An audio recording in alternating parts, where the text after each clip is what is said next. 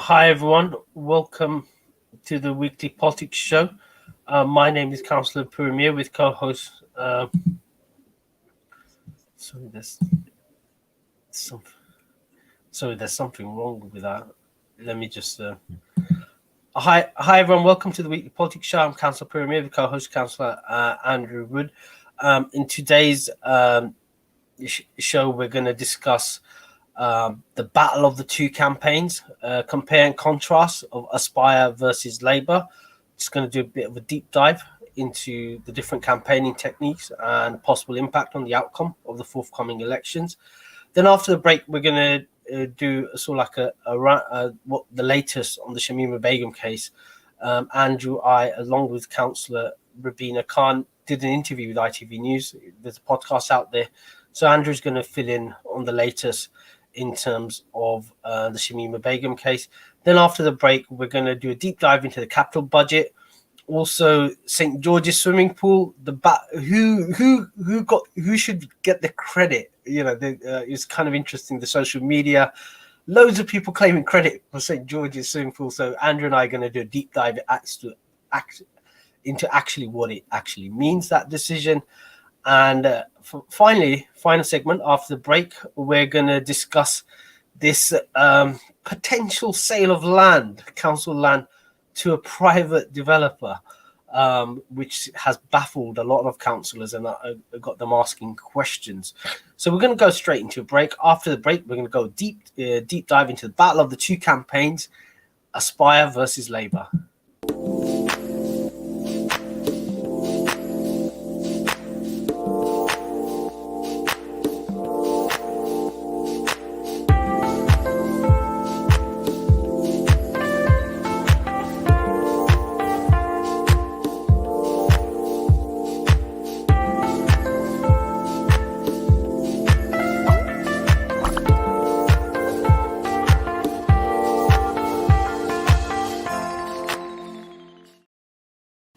Hi everyone, welcome back to the Weekly Politics Show. I'm Councillor Premier with co-host Councillor Andrew Wood. So in this section, we're going to do a compare and contrast of the election campaigns or battle between Aspire versus Labour. So just to give viewers and listeners a background, we've got the previous mayor, Mayor Lutfur Rahman, standing again. He hasn't declared officially he's going to stand, but he's put up candidates all over the borough.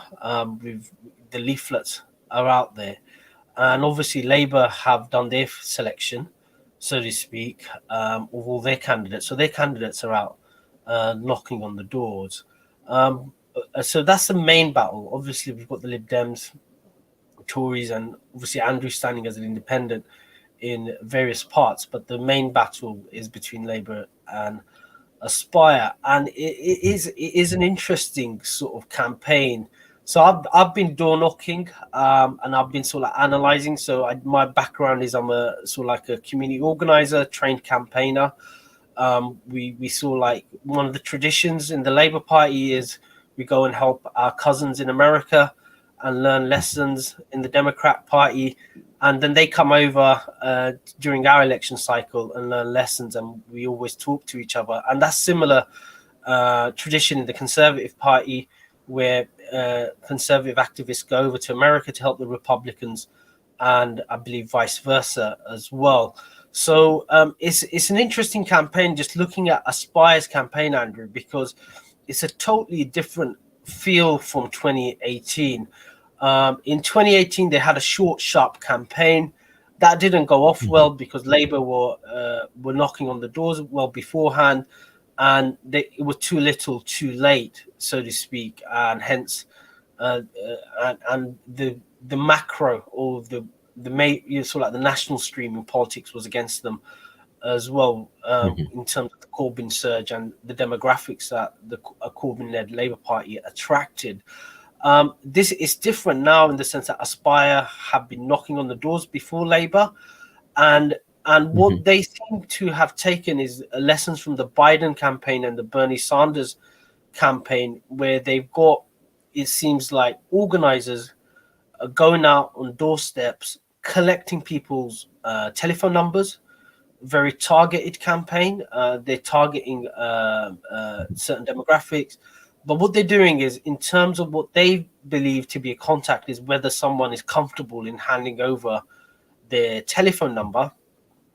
And then the other thing is they've been phone banking, so they've been regularly ringing people, establishing a relationship. So what in sort of like campaigning terms is called relational organizing, where you build a relationship with someone, and that relationship motivates that person to come out and support you.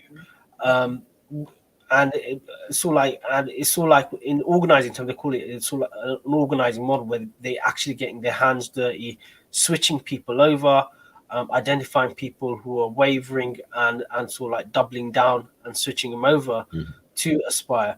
Whereas a Labour campaign is much more of a traditional campaign, where they assume that majority of the voters vote Labour, and the whole idea is just to inform them there's an election, just record what their intention is, and then on election day knock on those doors to make sure that they vote. And what I've been finding is that the Aspire campaign has been quite successful in terms of in certain demographics, people are much more reluctant to indicate where they're voting. Also, there was a general assumption that the non-Bangladeshi vote would switch over to the Labour Party. That's the assumption that's always been in Tower Hamlets. But knocking on the doors, that's not the case. There are a lot of people who are upset about the way the council's being run. The rubbish is a frequent issue that's coming up, especially in demographics who are professionals, people who just sort of like sleep in Tower Hamlets, so to speak, but work somewhere else. I think the basic thing they expect from a council is to collect the rubbish on time, and that's happening. And those are the conversations having. A lot of them are thinking about voting Lib Dem or voting Green, who would be traditionally, you would have thought, would be strong Labour supporters. So it seems like a lot of the assumptions that we thought before the election are not there, and it seems like it's going to be a much more closer battle. Andrew, you've been knocking on doors. Have you, obviously not for Labour or Aspire, but have you have similar observations? So I guess a couple of things I would sort of add. So in terms of the Aspire vote, I have seen various people, and this is on social media, sort of white working class. I mean, I'm only guessing people's backgrounds, but yeah, so basically people with, white working class, sort of white middle class professional backgrounds. Not many, but some of them saying that they will vote Aspire, and are doing it because they're so upset with John Biggs and the Labour Party. So I think that is new. I don't remember seeing kind of that before. So I think there will be some tactical voting for Aspire, simply because they're not Labour, and because I think people know in some wards that Aspire basically are the only alternative, and that's probably true in many wards in Tower Hamlets actually. What I can see of the Conservative campaign, it's mainly the traditional, lots of leaflets. So they've been doing quite a good job. If you think that's a good job, is to deliver lots of different leaflets. I know they've been doing a lot of that for the last few months. And the other advantage the Conservatives had is, they have selected candidates in their target wards before Labour did, who only finished quite recently. So that's the other problem that Labour have got, is they're starting on the back foot because of those delays. I do pick up a lot of dissatisfaction with the council from a number of different areas. But it's hard for me to sort of tell, because I'm an opposition councillor, so I'm obviously the person you come to if you have those kind of complaints, whereas, staunch Labour supporters aren't going to come and talk to me. So I think for me, it's harder to kind of tell that level of dissatisfaction and how widespread it is. But I have, told people even today, I think John Biggs is actually working quite hard to lose the election. The other interesting comment is about social media, which I spend too much of my time on. But Aspire, I don't see anything from them on social media, except for there's a couple of people who are very active. but it doesn't seem to be organized in any way. Same with the Labour Party. Again, there's a couple of individuals very active on social media, but there doesn't seem to be any kind of active social media campaign. Whereas my campaign is going to be very much social media based, because that's all, my only opportunities. I think the other thing that will be very interesting about this campaign and results will be the kind of more traditional methods versus the kind of more purely social media, which is what I will be using. And I guess the last thing about Aspire collecting telephone numbers, I think, WhatsApp is even much more important than it was, 4 years ago. So I think this is the other thing, is that I use Facebook a lot, but a lot of people are on WhatsApp. And I think that will be an interesting test in terms of what I just said about social media, that perhaps the battle will actually be on WhatsApp. And that's because of the way WhatsApp works. That's much less visible than, let's say, Twitter or Facebook is. So it may well be that actually Aspire are very active, but it's almost invisible because it's happening behind the scenes on WhatsApp rather than the kind of more public Twitter or Facebook as I use them. I think one of the big assumptions, which I found is not there anymore, is 20% of our residents traditionally, or a quarter in certain areas, are from the European Union. What I've found is a change in that. So you still have people from the European Union, but what's happened is, since Brexit and I'll just give an example. So you have these old council blocks where a lot of people have exercised right to buy. 4 years ago, a lot of the names were sort of like East European on those doors. Mm-hmm. They didn't traditionally vote. They're not, or you had international students. This time around, I went to the same block. I looked at the names. A lot of them were South Asian. When I knocked on the doors, I've realized that they're EU citizens. But because of Brexit, they've moved from Spain, Portugal, and Italy to the United Kingdom. So I've been talking around with the community stakeholders in my ward just to understand what's been happening, and they've said that there's been a 20% increase, for example, in Myland, in certain areas, from EU citizens of South Asian origin moving in. So that is an assumption that no one's sort of like taken into account, which can possibly have an impact on the election result, or actually make it much closer. And then the other, so talking to someone in Wapping, he told me that a lot of residents have actually moved out. A lot of professionals are working from home, so they're not sort of like living in their flat, say in the west part of the borough.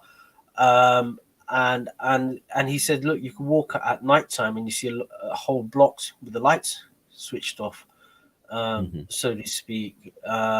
So that's going to have another impact, especially in places, say, like on the city fringe, places like Wapping, for example, Whitechapel, and Spitalfields as well. So there's a whole load of things, impact of COVID, because of COVID, and also Brexit, that are unforeseen impacts in terms of the election here in the forthcoming elections. But one of the things, I spoke to a friend who's an organizer, he said, look, Prue, expect a low turnout because of COVID. And so traditionally the turnouts in Tower Hamlets is about 40% in these elections. I think in some places, for example, St Dunstan Ward, they're near 50%. But Myland is near the average of 40%. And he goes, look, expect it to go lower because of COVID. Sorry, Canary Wharf?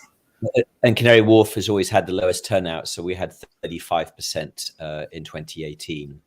And I think our overall numbers will be up, but I expect the percentage also to be low as well.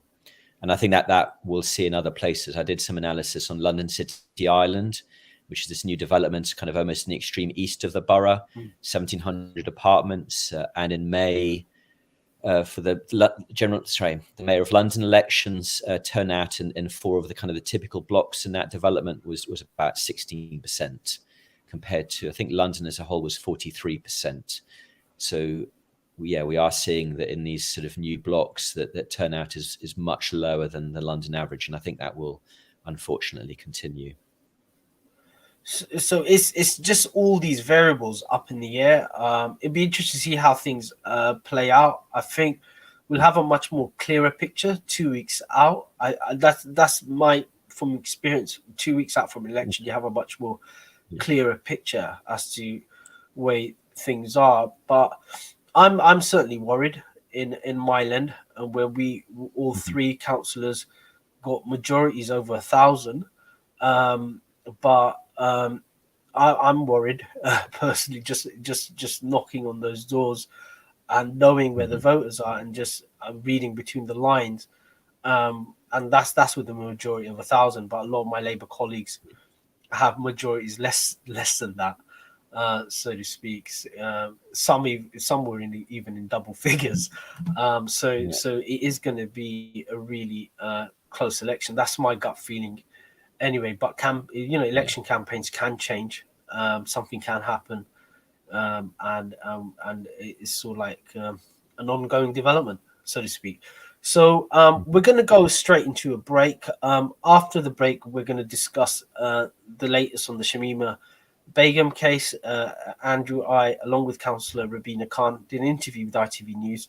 So we're going to come back after the break, just give a background to that interview, and also where we are in terms of Tower Hamlets Council and the Shamima Begum case.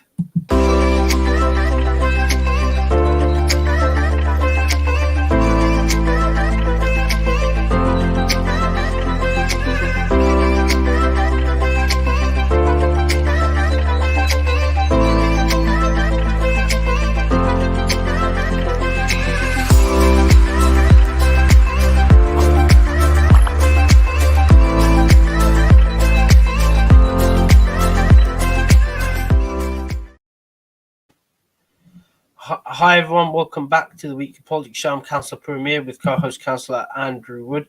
So in this section, we're going to talk about the Shamima Begum case. So I think last weekend, a podcast was released by the ITV News Global Security correspondent. A 4-episode podcast on the Shamima Begum case, just looking closely into the matter. Episode 3 has interviews with myself, Andrew, and Councillor Rabina Khan.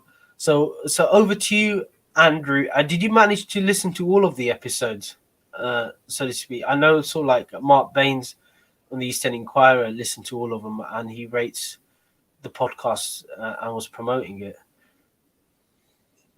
I listened to it on Monday morning.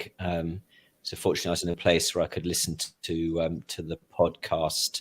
Yeah, so it was a kind of very good kind of overview of the kind of the story and some of the background and kind of what had happened in the last couple of years. So that was kind of useful and sort of interesting. And it also allowed me then to sort of then talk about what happened within the council, because one of the problems is that we've all been trying to figure out, exactly what happened back in 2014 and 2015 that sort of caused these girls to go to Syria. And one of the key issues is that people talk about the 3 girls, but it's actually 4 girls that went to Syria. And then there was another 5 girls whose passports were removed by the courts because there was a fear that they might go as well. And 4 of the 5 were from the same school as the other 4. So potentially that was 8 girls in total. So Councillor Rabina Khan tried to do something in 2018 and was rebuffed by the council. So I was talking to a Guardian last year and had the idea is that, well, we've talked about this a lot, this idea of Tower Hamlets Council doing a serious case review of what happened so we could learn the lessons of what went wrong. And, was it the police? Was it the council? Was it the school? Was it somebody else? What were the issues? So I formally put a request in last October to the council asking, can we do a serious case review? And if not, why not? And I got the response at December. It's probably about the same time the podcast was being pulled together, where the council said, no, we're not going to do a serious case review. We also looked at this in 2019, and in 2019, we decided not to do a serious case review because nothing had really changed since 2015. My response to that was, well, actually, by 2019, we were pretty sure that some of the girls had died in Syria. So at least that was a change. And the other thing I found out from the journalist working on the podcast is actually Brighton Council in 2018 had a very similar case, and they did a serious case review because they wanted to learn what went wrong. Tower Hamlets Council, like Brighton, didn't absolutely have to do this, but what was clear is that Tower Hamlets Council had no interest in learning. And I think my last sort of comment about this, it was really interesting. So we also discussed this briefly in the Children's and Education Scrutiny Subcommittee. And the chair of the committee talked about 3 girls. And I was sort of waving at her. I was sort of doing this with my hand, 4 girls. And there was another council in the committee who was saying, no, it's 3 girls. And when the council wrote a response in December to me saying, we're not going to do a serious case review, again, they talked about 3 girls going to Syria. So again, my response was, no, there were 4 girls. And the fact that we missed the first girl, Shamima Begum, who went, is in all the things that went wrong with her case, is why the other 3 then later sort of went as well. So, we know the police made some mistakes, but what was the role of the council and all of this stuff? So again, the lesson that we've learnt, and maybe this has changed because the other thing is there's a lot of new personnel, but certainly up until, let's say, 2020, Tower Hamlets Council had no interest in learning or communicating what they had learnt about what went wrong in this case. The school has changed so much. I mean, the academy itself has disappeared, so they're not interested anymore either. The police, well, they're not interested either, because one interesting thing is on the podcast, there was a police officer who'd been involved, and he was basically defending what the police did back in 2015, saying they did a good job. But I'm not sure that was the case. So all this has basically done is kind of just reawakened interest in the case, but we haven't really moved further forward, and we still don't know what's happening to Shamima Begum herself. Her application to come back to the UK is still going through the courts. Well, it's kind of like the council response is different from an interview that the mayor gave to community Bangladeshi media, where the Shamima Begum case was discussed with him, and he said he's looking into it. When they put forward the matter of the serious case review, the response from the mayor was he's looking into it. So it just seems.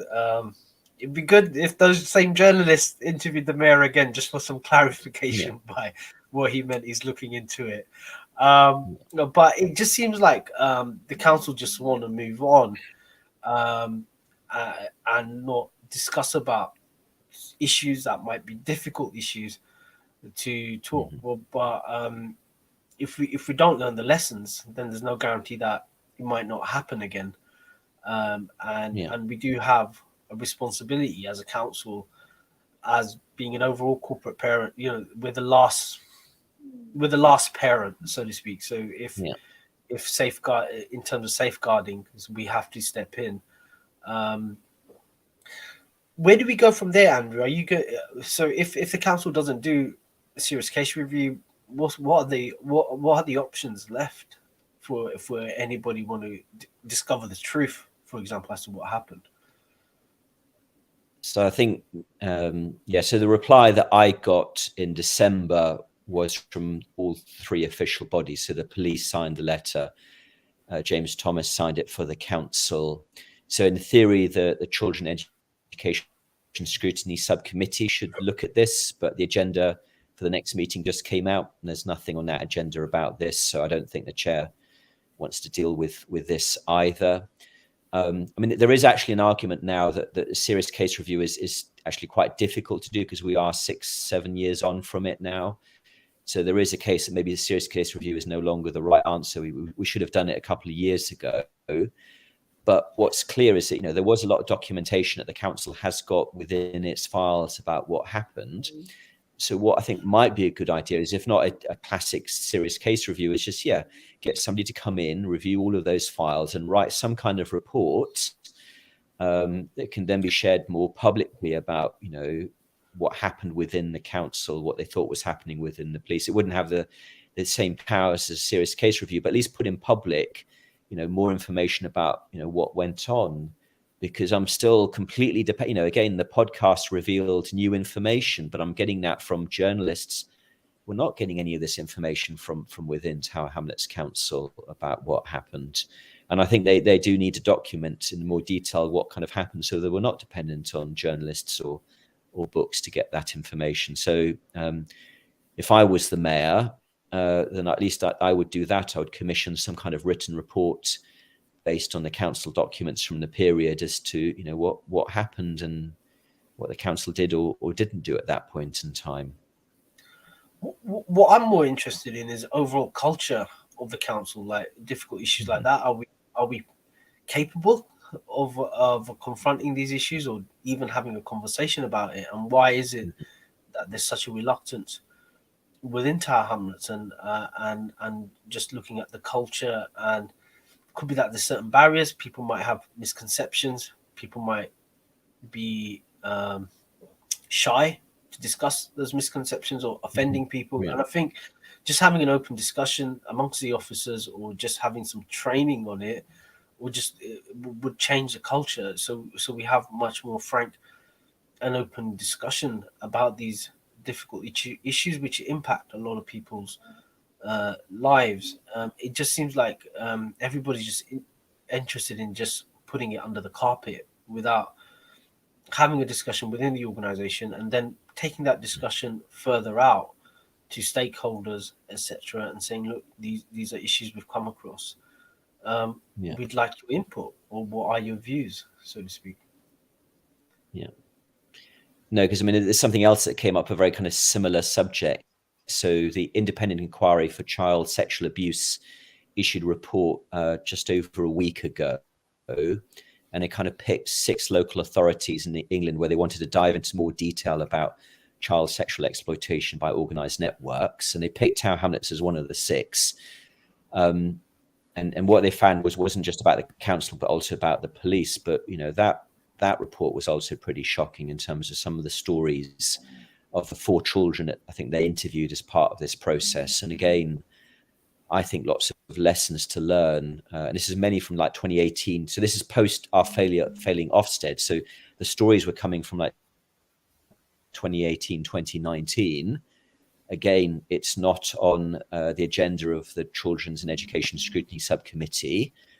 And I don't understand why, so I'll raise that point in the meeting. But yeah, this is about child, if you read the stories about those children and what happened to them, it's really shocking. And I'm not, the report does say there were improvements both within the police and the council, but there's some newspaper articles which were pretty damning of Tower Hamlets as well. So what are we doing to follow up on this stuff? And I'm not entirely clear yet what we are doing, because everything's okay. That's the classic response. This is all in the past.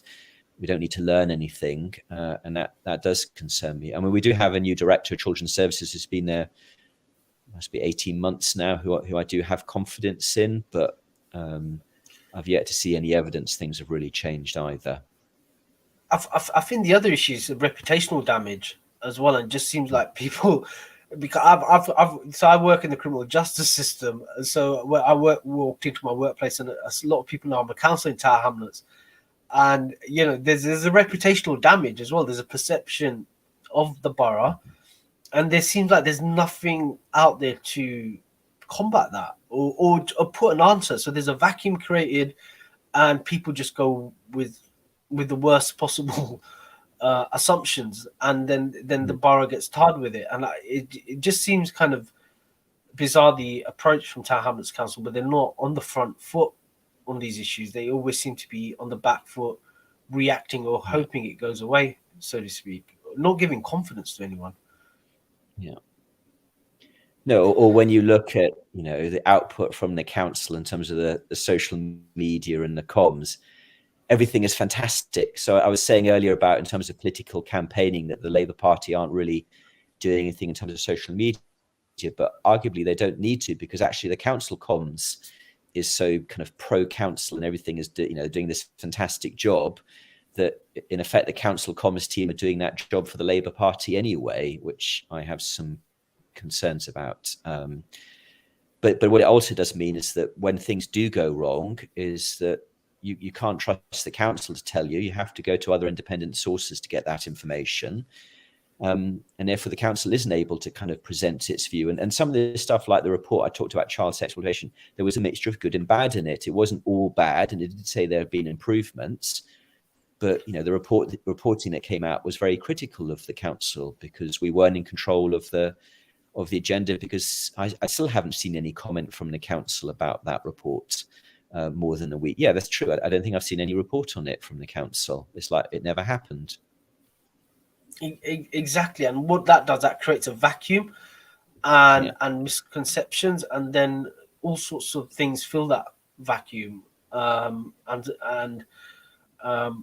that's why I'm a bit concerned about this, at the council's silence. The last thing you want is far right groups jumping on it as they have, and creating all sorts of issues. That's my concern. And there has been a case of someone being attacked and killed in Rotherham, which I've written about as well, because it just wasn't handled. It's just like, let's just put it under the carpet. Let's not talk about it. Everything's wonderful. There are no tensions. And all of a sudden, someone gets killed, and then people start wondering why it's happened, where it could have been prevented. I'm not saying that's going to happen in Tower Hamlets. What I'm saying is there is a vacuum that's been created, and given the response I've had at work, it's quite a very negative vacuum of perception of the borough.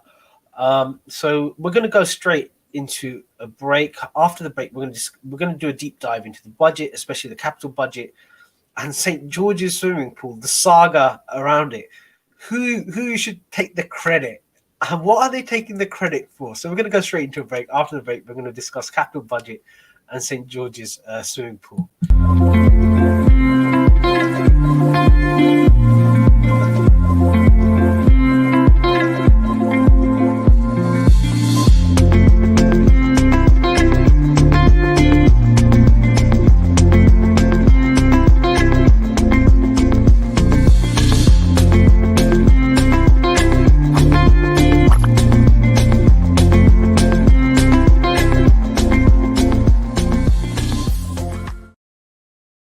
Hi everyone, welcome back to the Weekly Politics Show. I'm Councillor Premier with co-host Councillor Andrew Wood on Relax Radio. So in this section, we're going to do a deep dive into the budget, especially the capital budget, with a surprising change to it, which includes St. George's swimming pool. So just to give viewers and listeners an update, every year the council publishes its budget. The budget meeting is normally held in February, but I think this month it's going to be held in March.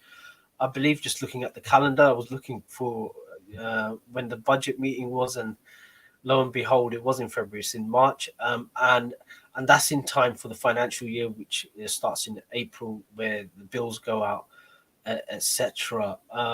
So, Andrew, you've been doing a close watch on this capital budget, and you've tracked the change, especially in terms of St. George's swimming pool, which has exploded on social media. So we've had all these, everyone's taking a credit for St. George's swimming pool. So we had, I think, Mayor John Biggs, Andrew, we had Rabina doing high five, I think, with Mahbub Alam in Wapping. We had Abdal taking credit. And then I've heard Shahid Ali as well popped into some photo taking credit for it. And then Apsana, I saw a post by Apsana Begum, the local MP, taking credit for it. So, Andrew, over to you. So you're the one who spotted this issue with St. George's swimming pool, and we've discussed it earlier. And now there's a victory, or is it a victory? What's actually been decided? No, so I think the whole story is actually a very damning indictment of Tower Hamlets Council and how it looks after its buildings. But if anybody is to take credit, it's actually the residents. So there's a group called Friends of St. George's Pool, and they've got their own WhatsApp group, and they've been doing petitions. So they're really the people who've kept this issue alive, mainly because I think they're mainly sort of dedicated swimmers who love swimming in that pool. And last Friday, I did a tour with Councillor Peter Goals inside the building, and I can fully understand why people want to keep the existing baths, because it is beautiful. It's kind of has these windows on four sides, and sort of light is streaming in, and it's an unusually long pool at 33 meters as well.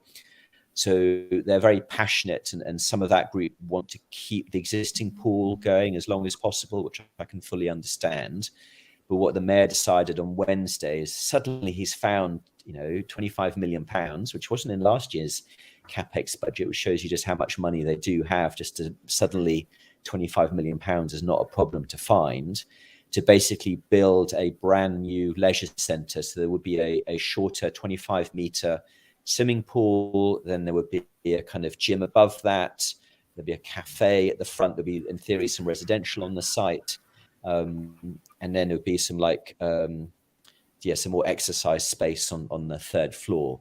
So rather than St George's being like almost pure swimming pool with little space added on the side, because what they did at St George's was they converted the cafe into gym space, but it's not really well laid out for a gym space. So what they're proposing to build is something that's brand new, that's got a wider range of facilities than the old swimming pool. But what it does mean is a smaller, I would, perhaps slightly less attractive swimming pool than what they've got today.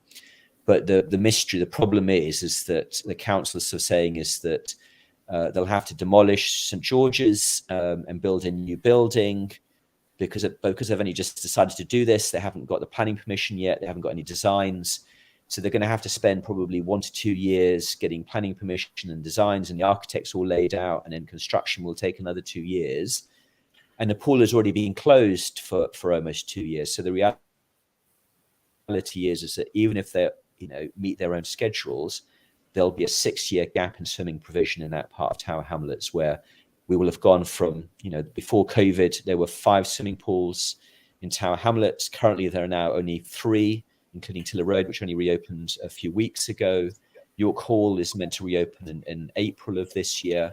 So we'll basically go from 5 down to 4 for a 6-year period, because people, the council weren't looking after the building and didn't have a long-term plan to replace it until very recently. And this is not a surprise, because actually back in 2011, there was a cabinet meeting. And in that cabinet meeting in 2011, it was agreed that St George's had a minimum of 5 years left. So what happened after 2011 to come up with some kind of long-term plan for St George's? Nothing seems to have happened in the Lutfer era, and nothing definitely happened in the John Biggs era. So the tragedy is that, yes, we'll have less swimming provision for 6 years. Whether that building could have been saved if we put more money in 2 years ago, I don't know.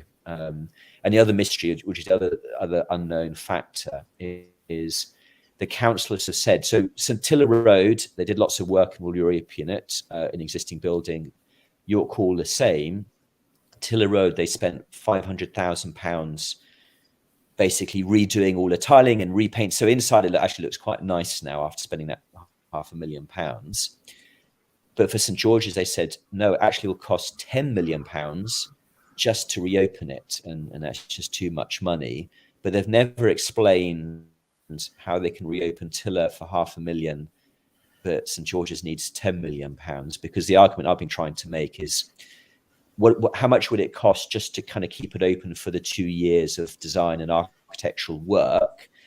And then, then you have to demolish it. But at least then you're only losing the swimming pool for 4 years rather than 6 years. And nobody seems to have an answer to that question. And I think the answer is in part because council officers, their original intention was to actually close the pool and redevelop the land for housing, and basically just have 4 swimming pools in the borough. And I think it's the campaign, I think it's residents who then got the politicians involved that have to take credit for John Biggs' committee now to rebuilding a 5th swimming pool in the area in Tower Hamlets. So campaigns do work. So I was talking to a resident in Wapping, and he was sort of like saying this is another dastardly plan to call to close the John Orwell Centre. So he's saying, look, if they pump money into St George's, and it's an all singing, all dancing leisure centre, then John Mhm. Orwell is it's not that well used. It's not. It's kind of oddly located as well. Um, it just doesn't have the footprint. So whenever I go, the gym is mainly empty. That's my observation. Someone could say, "No, Peru, Yeah. you're wrong." But whenever I sort Yeah. of like pop in there to watch a hockey match, Mhm. um, it's empty, and so someone thinks that this is a dastardly plan to change the demographics in Wapping, So have the leisure centre in St George's, and you could have a spanking council estate on the John Orwell, and Mhm. Wapping forever will be Labour, so Yeah. to speak. Yeah. So that's his kind of thinking behind it. Would is So has that got legs? That sort of like theory, Andrew? yes, but I think it's also another tragedy because I also went to John Orwell Centre last Friday just to have a look around, and the manager did me a little escort around the area, and there's such fantastic potential for that site to really make it a super sports centre. So not another swimming pool, but there is an opportunity because it is such a big site to really improve both the gym, put more sports facilities in there because there is a lot of kind of dead space there. There's also two car parks, and we probably only need one of the two car parks. And the other opportunity is again to put housing in there because there is that bit of land on the west side which hasn't been used for decades. It's council owned land. So why we didn't build new housing there, I still don't understand. So again, there's an opportunity for a new mayor to come in and it wouldn't cost a huge amount of money, I don't think. And there are lots of design schemes. You could also put a swimming pool in there as well. There's lots of design work that's happened.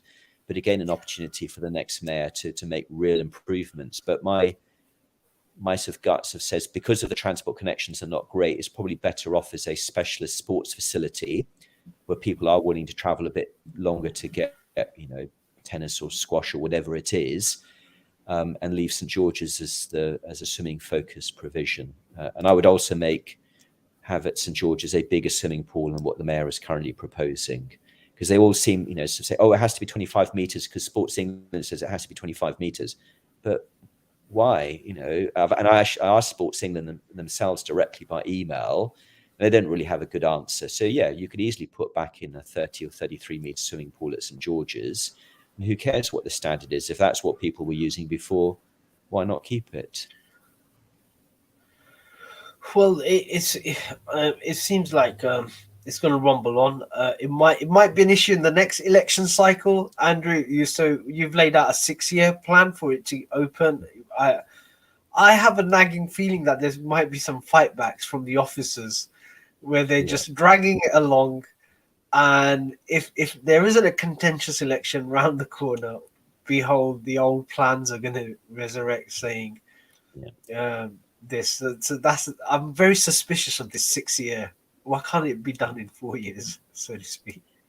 Well, I mean, and the other issue is that we were promised a long, long time ago a second bridge across South Quay, and I sort of found some architectural diagrams from like 2008 of what the bridge was going to look like back in 2008, and come 2022 we don't even have an approved planning application. So my concern is that they're talking about being able to reopen St George's as a new leisure centre by 2026. That's a tight timetable, and there's no evidence so far that Tower Hamlets Council are very good at sticking to their timetables. So even though I just said it's 6-year loss of swimming provision, my fear is actually we might end up a 7 or 8 year loss of swimming provision at St George's. There's always this assumption in Tower Hamlets, which I've come across, is when there's a community campaign, the powers that be or the decision maker just buy time and Yeah, hope people get tired yeah, or move on, and then they quietly the same decision comes back again. So it'd be interesting to see whether that happens in St George's. I think the Friends of St George's need to be vigilant, so to speak, yeah, and hold the decision makers to account and keep on having meetings and updates to get yeah. it on track, so to speak. So we're going to go.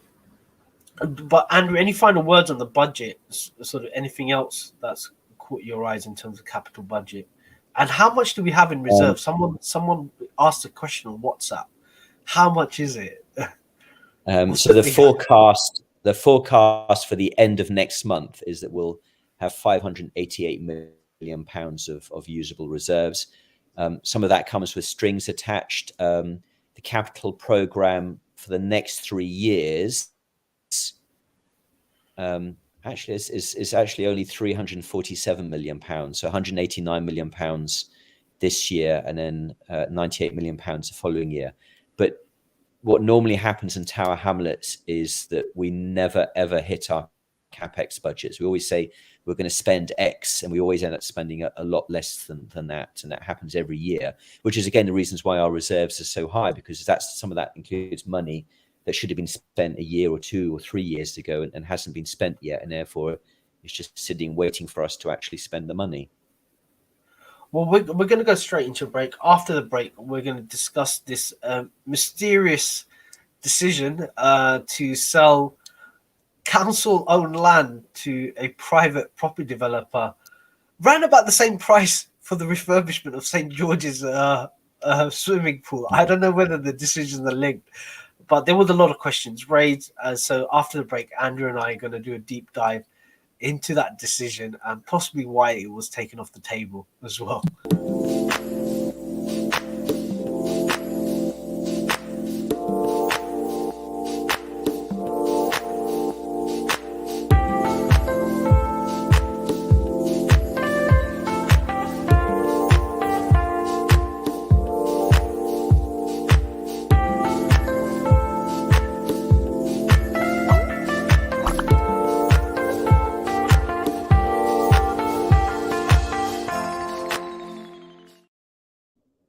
Hi everyone, welcome back to the Weekly Politics Show. I'm Councillor Premier with co-host Councillor Andrew Wood on Relax Radio. So in this section, we're going to talk about this decision, which Andrew and Councillor Mark Francis, I believe, flagged up, which was the sale of the old car pound. It used to be where the Refuge Environmental Services were based as well. It was the old Renault showroom, from my memory. Yeah.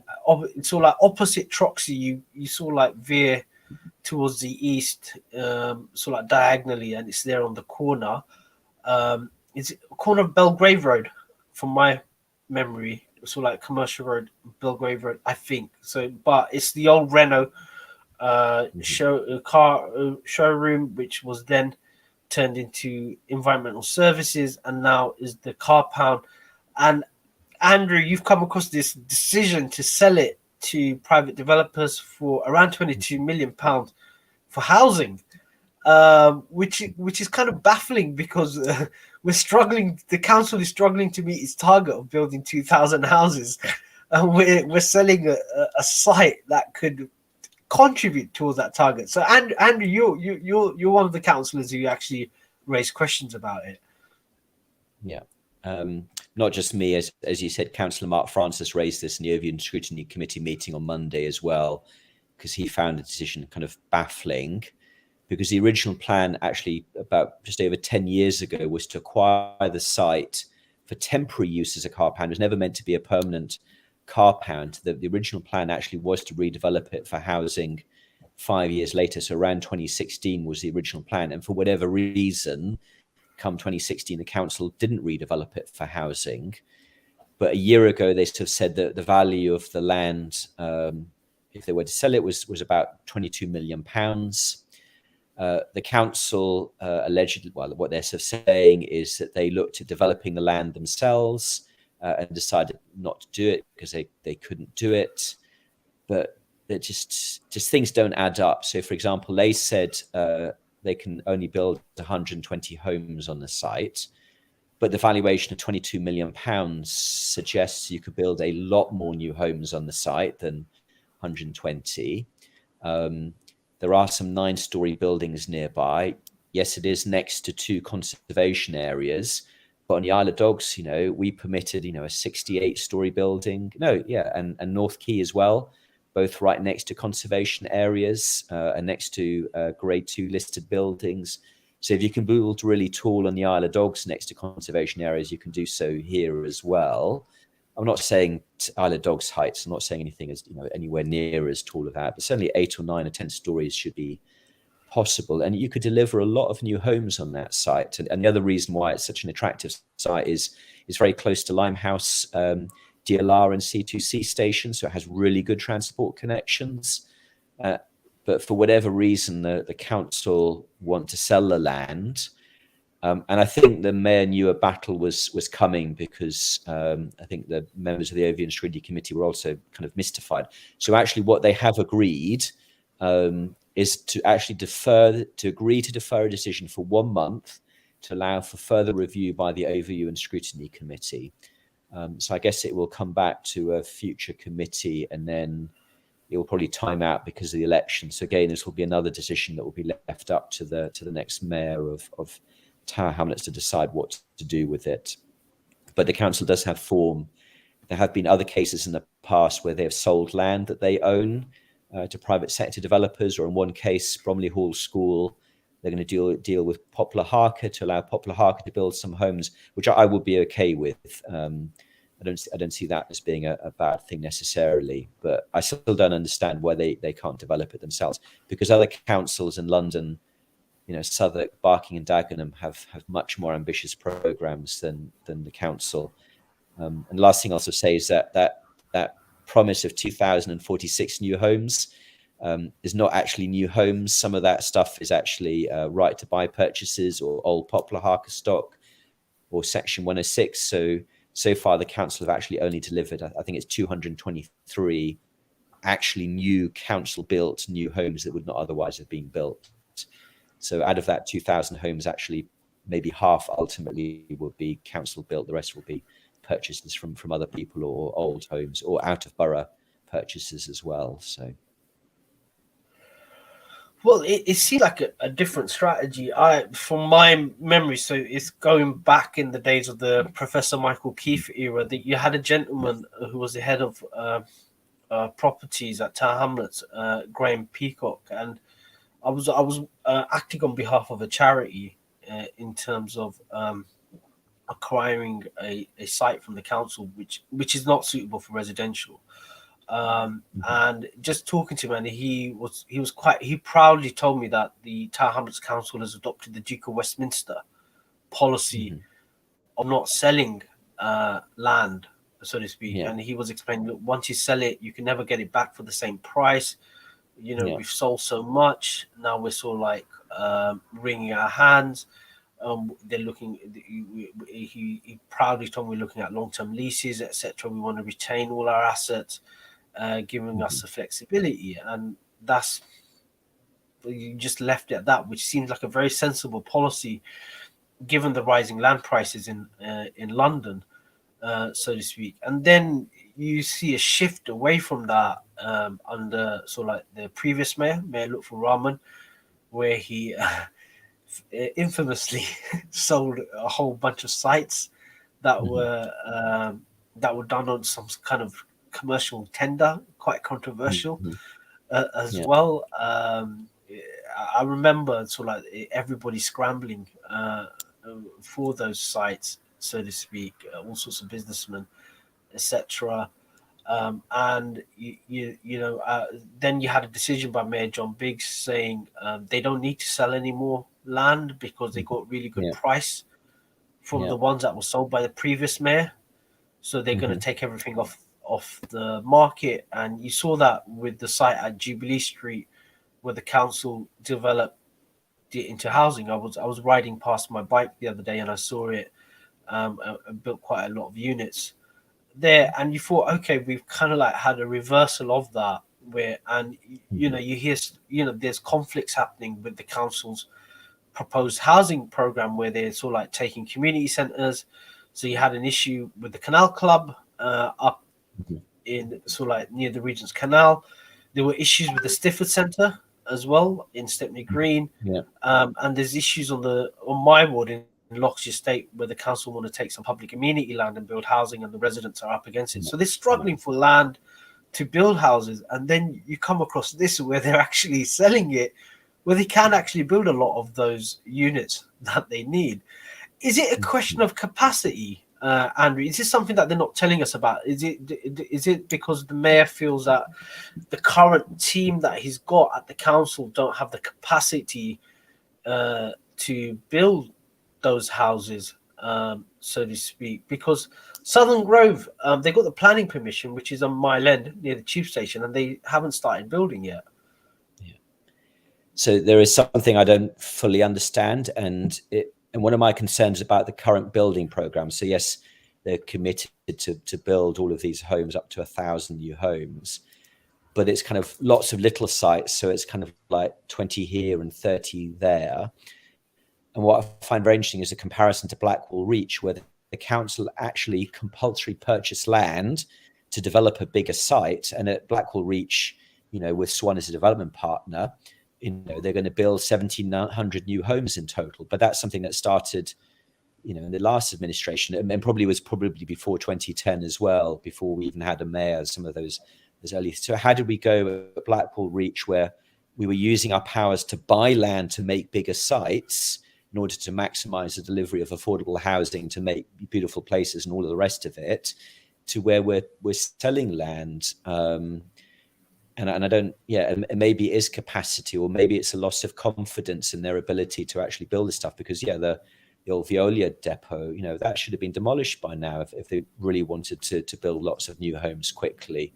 Or is it a lack of ambition, or is there something about the site that we don't know, that it's so contaminated? Because it did used to be a fuel station, but then that would affect the purchase price, and any new developer that comes along would be faced with the same issues.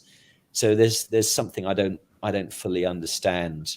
It may be. The other thing I was thinking about was the new town hall. We're still waiting to find out what the final cost of that was. Perhaps the final cost of the new town hall has gone up, and actually they need this money to pay for that, because that was the original plan, was to sell land and assets to pay for the new town hall, and then they changed that. No, we're going to borrow the money because we can get it from government quite cheaply. But we, as I said, we still don't know what the final cost of the new town hall is going to be. So is there a surprise coming on that? We just don't know. Yeah, it's kind of interesting because the housing is now under Councillor Danny Hassel, who is quite a competent administrator, and Danny sort of like picks up issues. So when he was in charge of children's services, I think it was Danny who picked up the sort of like the overspend, so to speak. I could be wrong, but so Dan, just from my experience, Danny's a very competent administrator. When he spots something, he puts a stop to it. It could be that something his Councillor Hassel has spotted in the house building program that he's put to a stop, and he's just doing a deep dive into it. Yes, I wouldn't disagree with anything that you just said, because Danny is extremely competent. So maybe it just could be that they're behind on a lot of their sites, and they don't have the capacity to do this one as well. And in the meantime, and the problem is that the other issue I've been raising is the cost of security. So once you leave a site and you leave it empty, you still have to pay a lot of money for security. So Bromley Hall School was costing us £120,000 a year in security. So there is a cost of not doing something with land.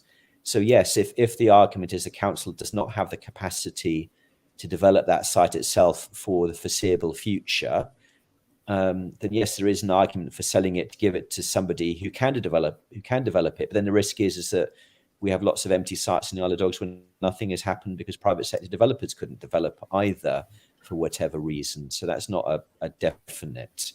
But yes, once, as you said earlier, once you sell it, it's gone forever. And unless you do it on a long lease basis, Canal and River Trust, for example, did a 200-year lease deal on Wood Wharf with Canary Wharf Group.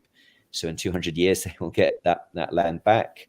So perhaps the council should be looking at something similar to, granting leases long enough to make it worthwhile for a developer to build it, but getting the land back in 200 years time, by which time obviously none of us will still be around. Well, it'd be interesting to see whether this comes up in the election. It'd be interesting to see what the respective male candidates, what their house building program is, and how they're going to fund it. and how they're going to implement it. But look forward to that. So we're coming to the end of our show. Andrew, anything to look out for next week? Anything that viewers and listeners should look out for?